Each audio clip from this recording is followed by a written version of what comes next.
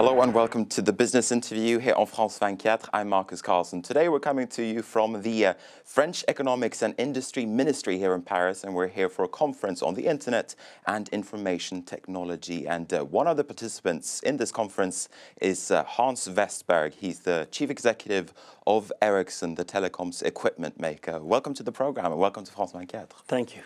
Now, you've just come out with some fairly solid earnings this week. Talk to us about the general trading climate that you are seeing in the global economy today.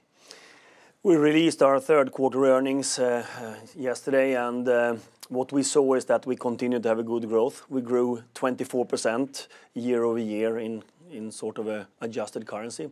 What is basically driving it is the mobile broadband all around the world, but also our service portfolio, as 40% of our turnover is actually in services, everything from installation, consulting and running networks. So that is actually fueling our growth in this quarter. Very similar to the second quarter where we also grew 24%. But you came up with a fairly cautious outlook though. What should we be reading into that? Are you a little bit fearful that the next few months in the global economy could be tough? I think that what we try to say is that the fundamentals in the telecom industry and the mobile industry is still very good. People use networks even more, coming out new devices, data usage is going up. But of course, as everybody else in the world, of course, is seeing what's happening around us. And what we said is that what is important for us is to see how my customers, the operators that have all the networks, how they will act in the short term right now, if they were going to be more cautious or not.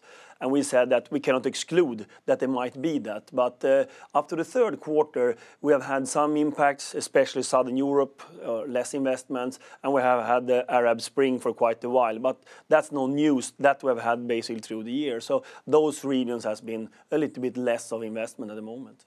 But what are your operators or your customers saying at the moment? What are the operators saying? Are they going to construct new networks, or where are they? Are they just managing and taking care of their old ones? I think that I tried to explain yesterday and previous as well, what are the main topics we are discussing with our customers. And then you need to remember we're in 180 countries. The last 30 days I probably met 30% or 70% of the revenue base of Ericsson. Mostly we discuss mobile broadband, how to monetize that. Then we discuss managed services. And then we discuss quite a lot about IPRs and patents in this industry. And then, of course, we also discuss about the uncertainties around us. But to be honest, right now the growth in the networks has been the predominant discussion, how we technology-wise sort that out, etc. But of course, everybody sees what's happening all around us. But for Ericsson, the most important is to be close to our customers, to listen to them if they're going to reduce the spending because they are uncertain of what we as consumers are going to do in the networks. And so far up to the third quarter, we haven't seen much of it, but we say we cannot exclude that in the short term given what's happening all around us. As you say, during the third quarter, you came up with a profit around about $950 million US.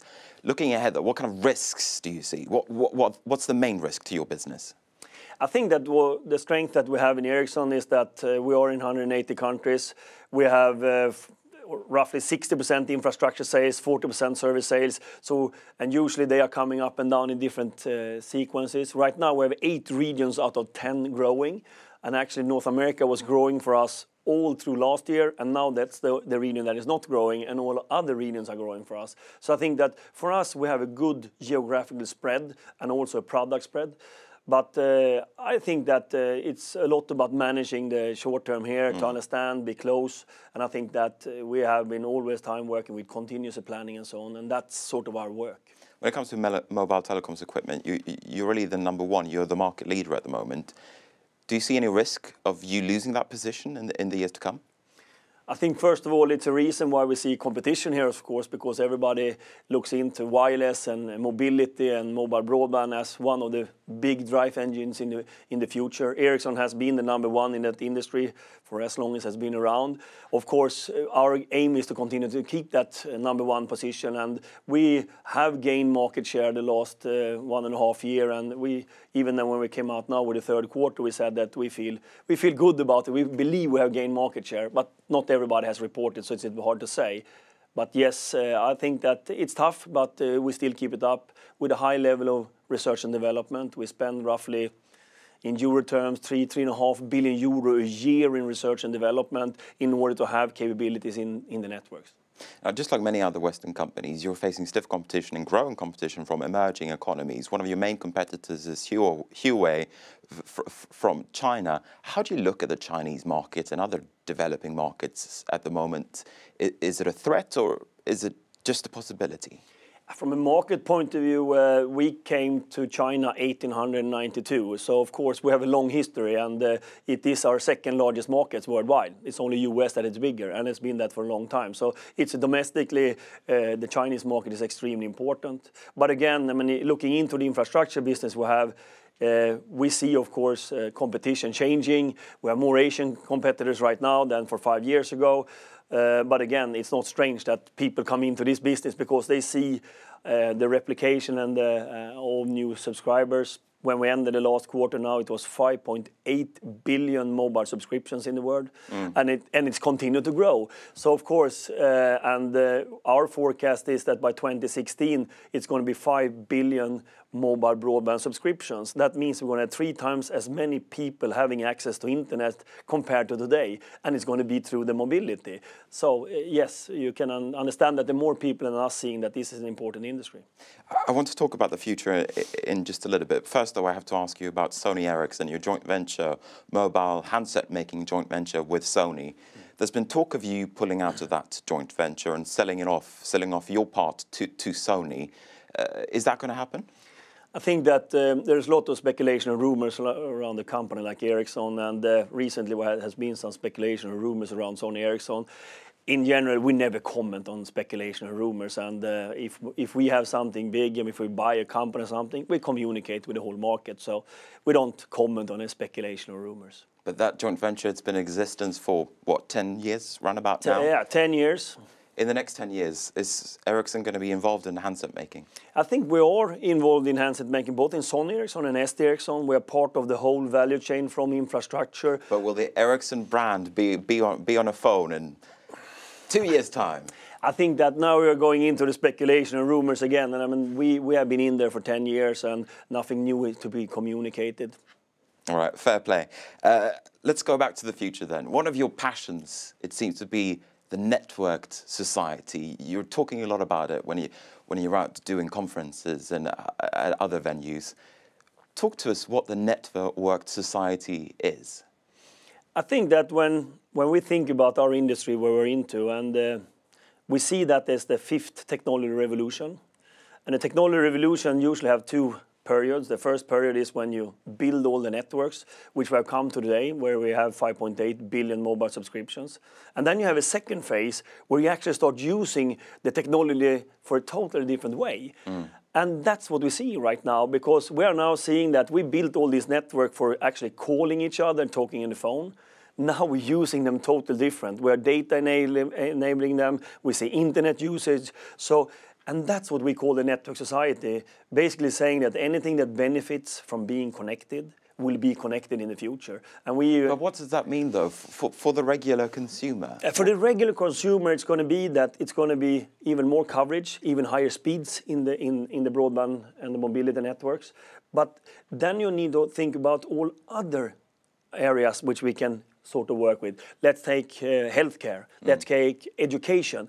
Of course, with the mobility and the broadband, we can actually distribute information in a totally different way, and we can transform industries as healthcare, as education, as transport and logistics. So I see a second phase here, the next 20 years, where we're actually going to use the networks in a totally different way, and we can already see it now with all the new devices coming out in the networks and how we use the networks.